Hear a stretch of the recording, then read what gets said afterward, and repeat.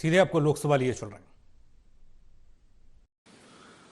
एक नया विश्वास भरता हो, ये अपने आप में 17वीं लोकसभा से आज देश अनुभव कर रहा है और मुझे पक्का विश्वास है कि देश 17वीं लोकसभा को जरूर आशीर्वाद देता रहेगा।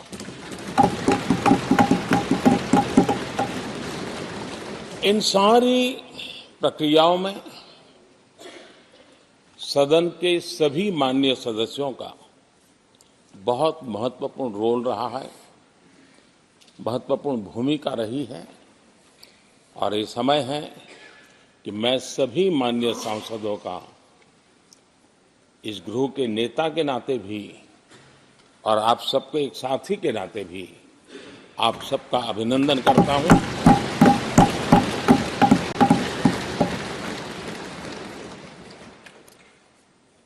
विशेष रूप से आदरणीय अध्यक्ष जी, मैं आपके प्रति भी हृदय से बहुत बहुत आभार व्यक्त करता हूं।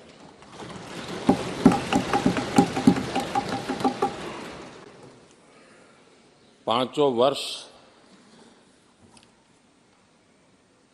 कभी कभी सुमित्रा जी मुक्त हास्य करती थी, लेकिन आप हर पल आपका चेहरा मुस्कान से भरा रहता था। यहां कुछ भी हो जाए लेकिन कभी भी उस मुस्कान में कोई कमी नहीं आई।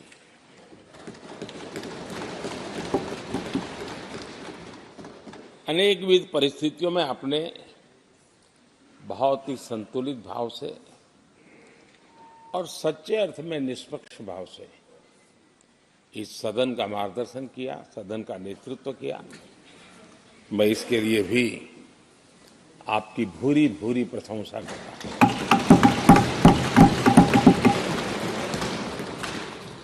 आक्रोश के पल भी आए, आरोप के भी पल आए, लेकिन आपने पूरे धैर्य के साथ इन सभी स्थितियों को संभालते हुए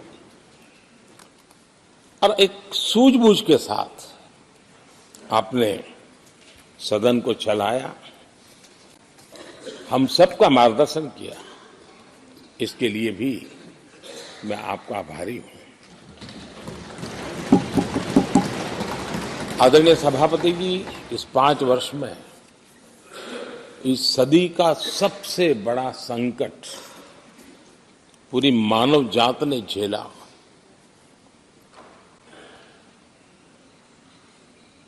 कौन बचेगा, कौन बच पाएगा, कोई किसी को बचा सकता है कि नहीं बचा सकता, ऐसी वो अवस्था थी। ऐसे में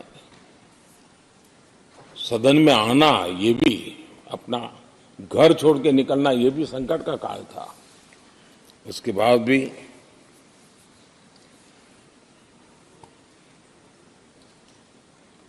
जो भी नई व्यवस्थाएं करनी पड़ी, आपने उसको किया। देश के काम को रुकने नहीं दिया। सदन की गरिमा भी बनी रहे और देश के आवश्यक कामों को जो गति देनी चाहिए वो गति भी बनी रहे और उस काम में सदन की जो भूमिका है वो रत्ती भर भी पीछे न रहे। इसको आपने बड़ी कुशलता के साथ संभाला और दुनिया के लिए एक उदाहरण के रूप में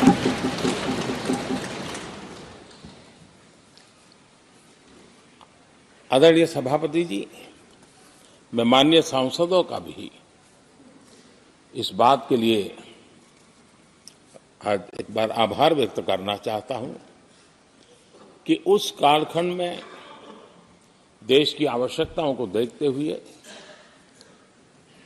सांसद निधि छोड़ने का प्रस्ताव माननीय सांसदों के सामने रखा और एक पल के विलंब के बिना सभी मान्य सांसदों ने सांसद निधि से मुक्त।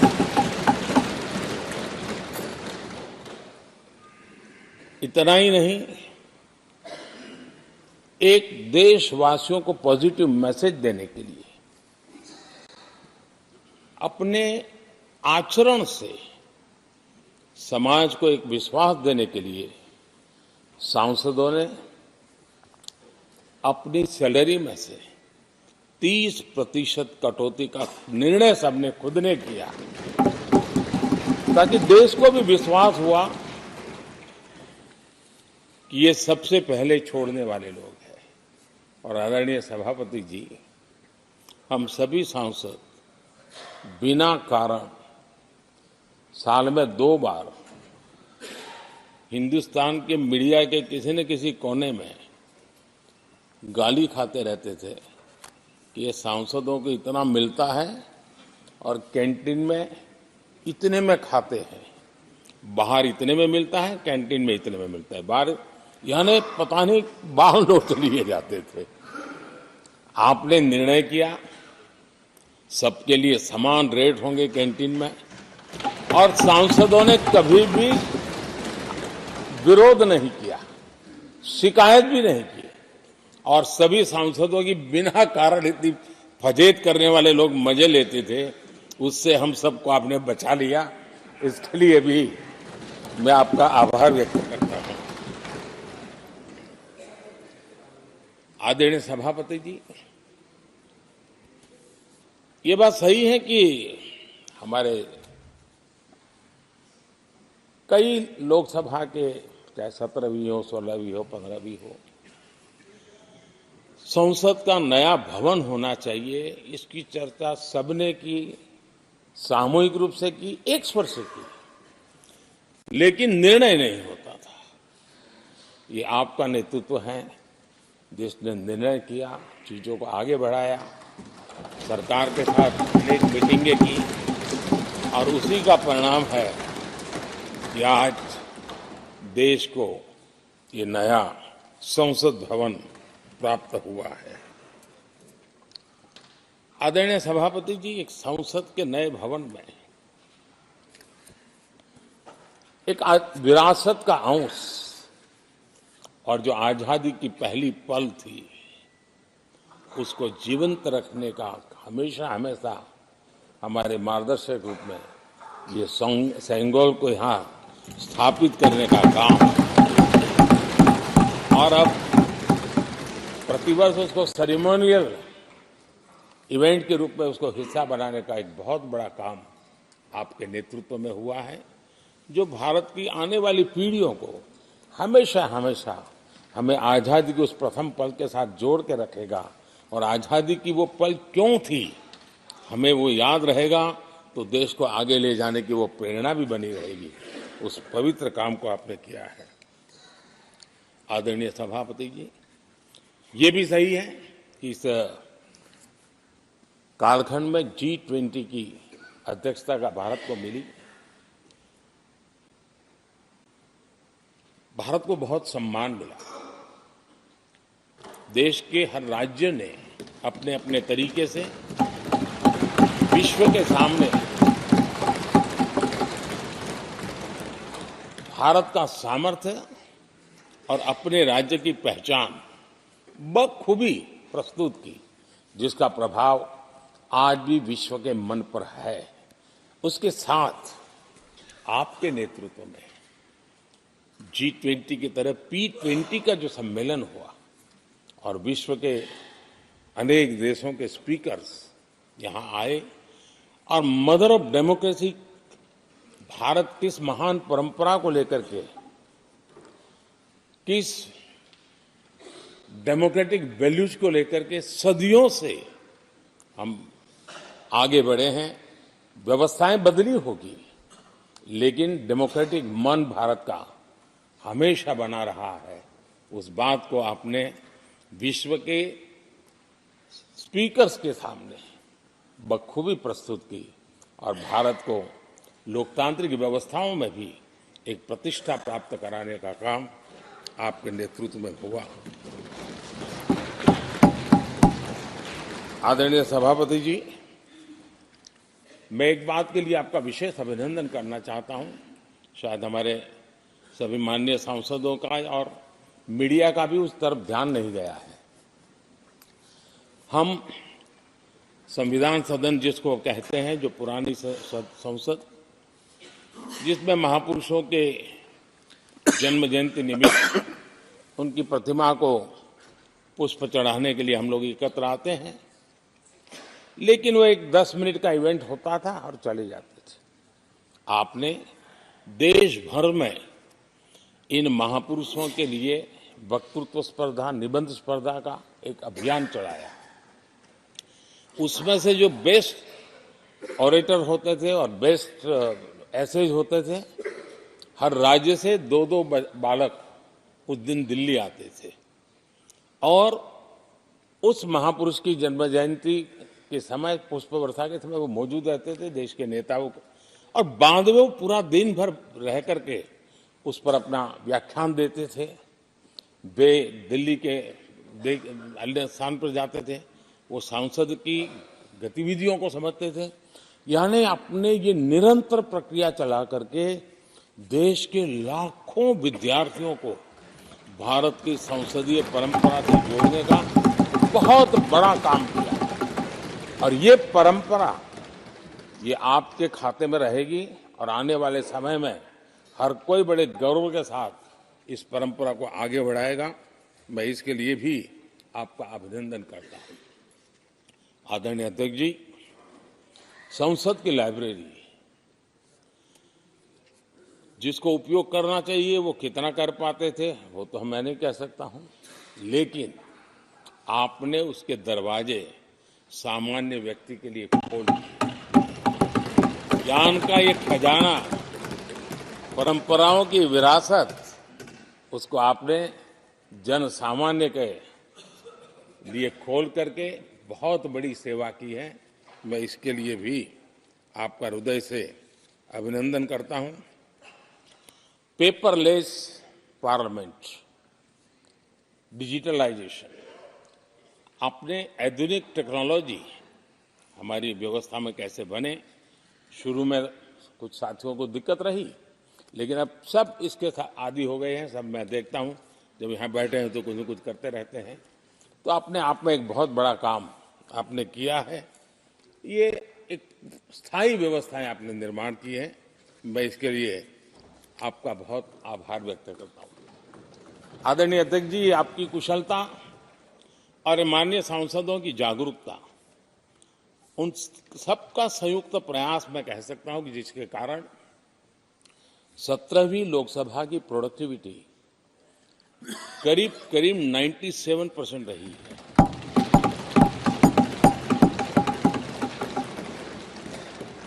97% प्रोडक्टिविटी अपने आप में प्रसन्नता का विषय है, लेकिन मुझे विश्वास है कि आज जब 17वीं लोकसभा की हम समाप्ति की तरफ बढ़ रहे हैं, तब एक संकल्प लेकर के 18वीं लोकसभा प्रारंभ होगी कि हम हमेशा 100% से ज्यादा प्रोडक्टिव वाली हमारी कार्यवाही करेंगे और उसमें भी 7 सत्र 100% से भी ज्यादा प्रोडक्टिविटी वाले रहेंगे। ये भी, और मैंने देखा आपने रात रात बैठ करके भी हर सांसदों के मन की बात को आपने सरकार के ध्यान में लाने का भरपूर प्रयास किया। मैं इन सफलता के लिए सभी माननीय सांसदों का और सभी फ्लोर लीडर्स का भी हृदय से आभार और अभिनंदन व्यक्त करता हूं। पहले सत्र में, 17वीं लोकसभा के पहले सत्र में दोनों सदन ने 30 विधेयक पारित किए थे। ये अपने आप में रिकॉर्ड है।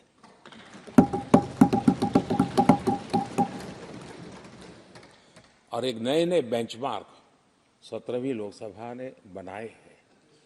आदरणीय अध्यक्ष जी, आजादी के 75 वर्ष पूरा होने का उत्सव हम सबको कितना बड़ा सौभाग्य मिला कि ऐसे अवसर पर हमारे सदन ने अत्यंत महत्वपूर्ण कामों को नेतृत्व किया, हर स्थान पे हुआ और भारत को पूर्ण रूप से आतंकवाद से मुक्ति का उसमें एक एहसास हो रहा है और वो सपना भी सिद्ध होके रहेगा।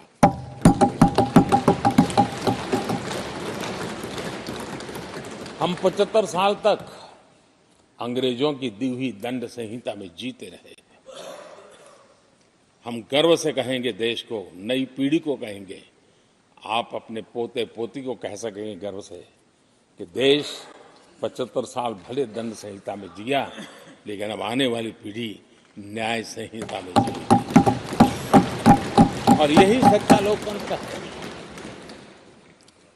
आदरणीय अध्यक्ष जी, मैं आपका एक बात के लिए और अभिनंदन करना चाहूंगा कि नया सदन, इसकी भव्यता वगैरह तो है ही, लेकिन उसका प्रारंभ एक ऐसे काम से हुआ है जो भारत की मूलभूत मान्यताओं को बल देता है और वो नारी शक्ति वंदन अधिनियम। जब भी इस नए सदन की चर्चा होगी तो नारी शक्ति वंदन अधिनियम इसका जिक्र हो करके, यानी एक, और भले ही वो छोटा सत्र था लेकिन दूरगामी निर्णय करने वाला सत्र था। इस नए सदन की पवित्रता का एहसास उसी पल शुरू हो गया था जो हम लोगों को एक नई शक्ति देने वाला है और उसी का परिणाम है कि आने वाले समय में जब बहुत बड़ी मात्रा में यहाँ हमारी माताएं बहनें बैठी होगी, देश गौरव की अनुभूति करेगा।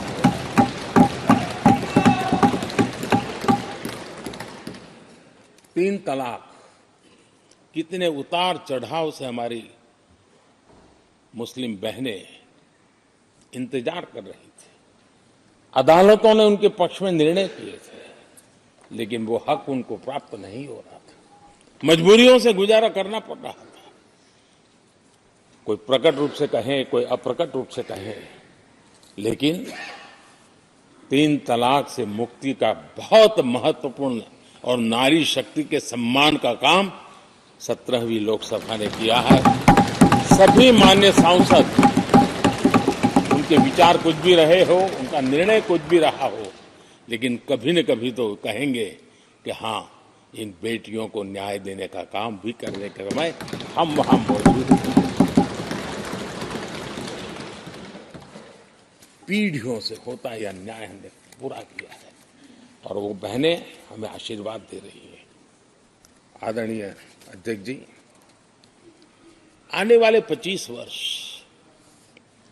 हमारे देश के लिए बहुत महत्वपूर्ण है। राजनीति की गहमागहमी अपनी जगह पे है, राजनीतिक क्षेत्र के लोगों की अपनी आशा आकांक्षा अपनी जगह पे है, लेकिन देश की अपेक्षा, देश की आकांक्षा, देश का सपना, देश का संकल्प ये बन चुका है।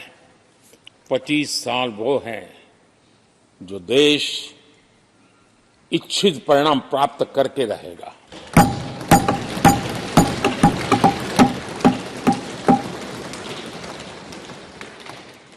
उन्नीस 1930 में जब महात्मा गांधी जी ने दांडी की यात्रा की थी, नमक का सत्याग्रह था,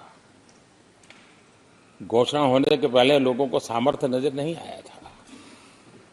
चाहे स्वदेशी आंदोलन हो, चाहे सत्याग्रह की परंपरा हो, चाहे नमक का सत्याग्रह हो, उस समय तो घटनाएं छोटी लगती थी, लेकिन 1947 वो 25 साल का कालखंड, उसने देश के अंदर वो जज्बा पैदा कर दिया था। हर व्यक्ति के दिल में वो जज्बा पैदा कर दिया था कि अब तो आजाद होकर रहना है। मैं आज देख रहा हूं कि देश में वो जज्बा पैदा हुआ है। हर गली मोहल्ले में हर बच्चे के मुंह से निकला है कि 25 साल में हम विकसित भारत बना के इसलिए ये 25 साल मेरी देश की युवा शक्ति के अत्यंत महत्वपूर्ण कालखंड है और हम में से कोई ऐसा नहीं होगा जो नहीं चाहता होगा कि 25 साल में देश विकसित भारत न बने। हर किसी का सपना है। कुछ लोगों ने सपने को संकल्प बना लिया है, कुछ लोग शायद संकल्प बनाते देर हो जाएगी, लेकिन जुड़ना हर एक को होगा। और जो जुड़ भी नहीं पाएंगे और जीवित होंगे तो फल तो जरूर खाएंगे, ये मेरा। आदरणीय अध्यक्ष जी, ये 5 वर्ष युवाओं के लिए बहुत ही ऐतिहासिक कानून भी बने हैं। व्यवस्था में पारदर्शिता लाकर युवाओं को नए मौके दिए गए हैं। पेपर लीक जैसी समस्या जो हमारे युवाओं को चिंतित करती थी, हमने बहुत ही कठोर कानून बनाया है ताकि उनके मन में जो सवाल या निशान था और उनको व्यवस्था के प्रति उनका गुस्सा था, उसको एड्रेस करने का सभी माननीय सांसदों ने देश के युवाओं के मन के भाव को समझ करके बहुत ही महत्वपूर्ण निर्णय किया है। आदरणीय अध्यक्ष जी, ये बात सही है कि कोई भी मानव जात अनुसंधान के बिना आगे नहीं बढ़ सकती। ऐसी चीजों में उलझाए रखा, ये गवर्नेंस की एक ऐसी विकृत व्यवस्था विकसित हो गई, उसमें से मुक्ति दिलाने का बहुत बड़ा काम हमारे यहाँ हुआ है और इसके लिए भी ये सदन का मैं आभारी हूं। यानी इस प्रकार के कंप्लायंसेस के बोझ में सामान्य व्यक्ति तो दब जाता है। और मैंने तो एक बार लाल किले से भी कहा था, हम जब मिनिमम गवर्नमेंट मैक्सिमम गवर्नेंस कहते हैं, मैं दिल से मानता हूं कि लोगों की जिंदगी में से जितना जल्द सरकार निकल जाए उतना ही लोकतंत्र का सामर्थ्य बढ़ेगा। रोजमर्रा की जिंदगी में हर डगर पे सरकार टांग क्यों अड़ाए? हां, जो अभाव में है उसके लिए सरकार हर पल मौजूद हो, लेकिन सरकार का प्रभाव उसकी जिंदगी को ही रुकावट बना दे, ऐसी लोकतंत्र नहीं हो सकता है। और इसलिए हमारा मकसद है सामान्य मानवी की जिंदगी से सरकार जितनी हट जाए, कम से कम उसकी जिंदगी में सरकार का नाता रहे, वैसा समृद्ध लोकतंत्र दुनिया के सामने हमने आगे बढ़ाना चाहिए। उस सपने को पूरा करेंगे।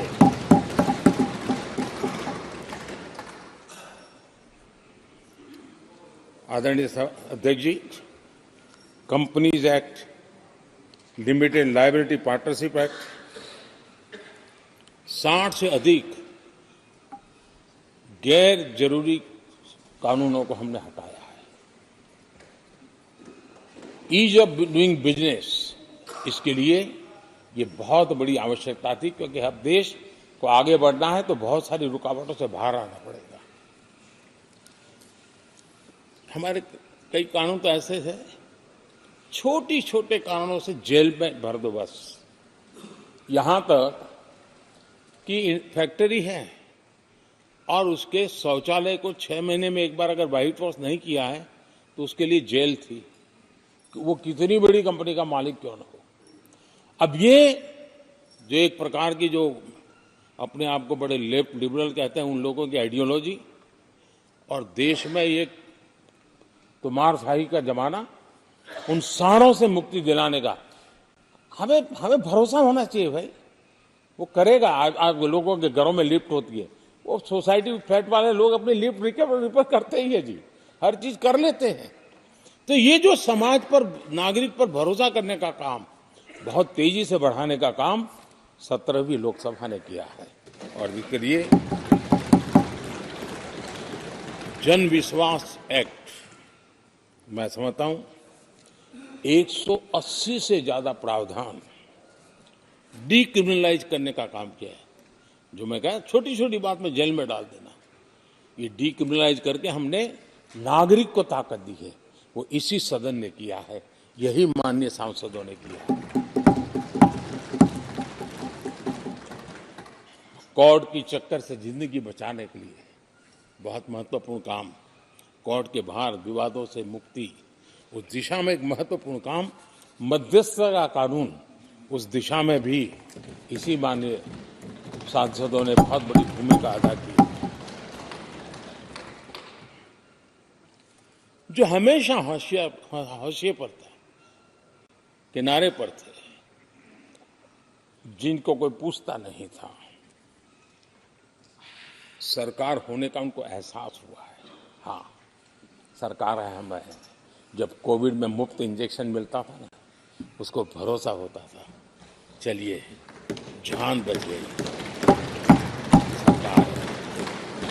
सरकार होना का उसको एहसास होता था। और यही तो सामान्य मानवीय की जिंदगी में बहुत आवश्यक होता है। वो असहायता न अनुभव, अब क्या होगा, ये स्थिति पैदा नहीं होनी चाहिए। ट्रांसजेंडर समुदाय अपमानित महसूस करता था, और जब बार बार वो अपमानित होता था तो उसके अंदर भी विकृतियों की संभावनाएं बढ़ती रहती थी, और ऐसे विषयों से सब लोग दूर भागते थे। 17वीं लोकसभा के सभी माननीय सांसदों ने ट्रांसजेंडर्स के प्रति भी संवेदना जताई, और उनके जीवन में भी बेहतरीन जिंदगी बने। और आज दुनिया के अंदर जब भारत ने ट्रांसजेंडर के लिए किए हुए काम है, जो निर्णय किए हैं, इसकी चर्चा है दुनिया को बड़ा। जब हम कहते हैं ना, हमारे यहाँ इवन हमारे माता बहनों के लिए प्रेगनेंसी के लिए 26 वीक की डिलीवरी के समय की छुट्टी, दुनिया के समृद्ध देशों को भी आश्चर्य होता है। अच्छा, यानी ये प्रोग्रेसिव निर्णय यहीं पर हुए हैं, इसी 17वीं लोकसभा में हुए हैं। हमने ट्रांसजेंडर को एक पहचान दी है। अब तक करीब 16-17 हजार ट्रांसजेंडर को उनका आइडेंटिटी कार्ड दिया गया है, ताकि उनके जीवन को, और मैंने देखा अब तो मुद्रा योजना से पैसे लेकर के छोटा मोटा वो बिजनेस करने लगी, वो कमाने लगी है। पद्मा अवार्ड हमने ट्रांसजेंडर को दिया है, एक सम्मान की जिंदगी जीने के लिए। सरकार से जुड़ी अनेक योजनाओं का लाभ जो अब तक उनको मिलता नहीं था, मिलना प्रारंभ हुआ है। वो सम्मानीय जिंदगी। आदरणीय अध्यक्ष जी, बहुत विकट काल में हमारा समय गया, क्योंकि 1.5-2 साल कोविड ने हमारे पर बहुत बड़ा दबाव डाला, लेकिन उसके बावजूद भी 17वीं लोकसभा देश के लिए बहुत उपकारक रही है, बहुत अच्छे काम किए हैं। लेकिन इस समय हमने कई साथियों को भी खो दिया है। हो सकता है अगर आज वो हमारे बीच होते तो आज इस विदाई समारोह में मौजूद होते, लेकिन बीच में ही कोविड के कारण हमें अपने बहुत होनहार साथियों को खोना पड़ा। उसका दुख हमेशा हमेशा हमारे रहेंगे। आदरणीय अध्यक्ष जी, 17वीं लोकसभा का अंतिम सत्र और अंतिम आवर ही समझ लीजिए है। लोकतंत्र और भारत की यात्रा अनंत है, अनेक, और ये देश किसी पर्पज के लिए है, उसका कोई लक्ष्य है, वो पूरी मानव जात के लिए। चाहे श्री अरविंदो ने देखा हो, चाहे स्वामी विवेकानंद जी ने देखा, लेकिन आज उन शब्दों में, उस विजन में सामर्थ्य था, वो हम आंखों के सामने देख पा रहे हैं। दुनिया जिस प्रकार से भारत के महात्म्य को स्वीकार कर रही है, भारत के सामर्थ्य को स्वीकारने लगी है, और उसको, उस यात्रा को हमें और शक्ति के साथ आगे बढ़ाना है। आदरणीय अध्यक्ष जी, चुनाव बहुत दूर नहीं है। कुछ लोगों को थोड़ी घबराहट रहती होगी, लेकिन ये लोकतंत्र का सहज आवश्यक पहलू है। हम सब उसको गर्व से स्वीकार करते हैं, और मुझे विश्वास है कि हमारे चुनाव भी देश की शान बढ़ाने वाले, लोकतंत्र की हमारी जो परंपरा है, पूरे विश्व को अचंभित करने वाले अवश्य रहेंगे, ये मेरा पक्का विश्वास है।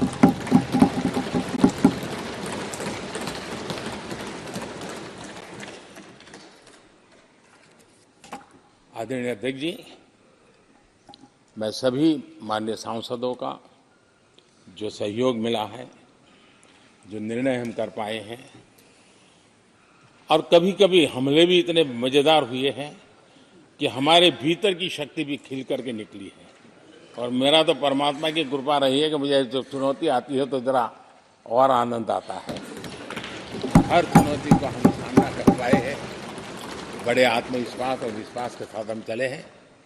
आज राम मंदिर को लेकर के इस सदन ने जो प्रस्ताव पारित किया है, ये देश की भावी पीढ़ी को इस देश के मूल्यों पर गर्व करने की संवैधानिक शक्ति देगा। ये सही है कि हर किसी में ये सामर्थ्य नहीं होता है कि ऐसी चीजों में तो कोई हिम्मत दिखाते हैं, कुछ लोग मैदान छोड़ के भाग जाते हैं, लेकिन फिर भी भविष्य के रिकॉर्ड को देखेंगे तो आज जो व्याख्यान वो हुए हैं, जो बातें रखी गई हैं, उसमें संवेदना भी है, संकल्प भी है, सहानुभूति भी है और सबका साथ सबका विकास के मंत्र को आगे बढ़ाने का उसमें तत्व भी है। ये देश बुरे दिन कितने ही क्यों न गए हो, हम भावी पीढ़ी के लिए कुछ न कुछ अच्छा करते रहेंगे। ये सदन हमें वो प्रेरणा देता रहेगा और हम सामूहिक संकल्प से, सामूहिक शक्ति से उत्तम परिणाम भारत की नौजवान पीढ़ी की आशा आकांक्षा के अनुसार करते रहेंगे। इसी विश्वास के साथ फिर एक बार आपका आभार प्रकट करता हूं, सभी माननीय सांसदों का आभार प्रकट करता हूं। बहुत बहुत धन्यवाद।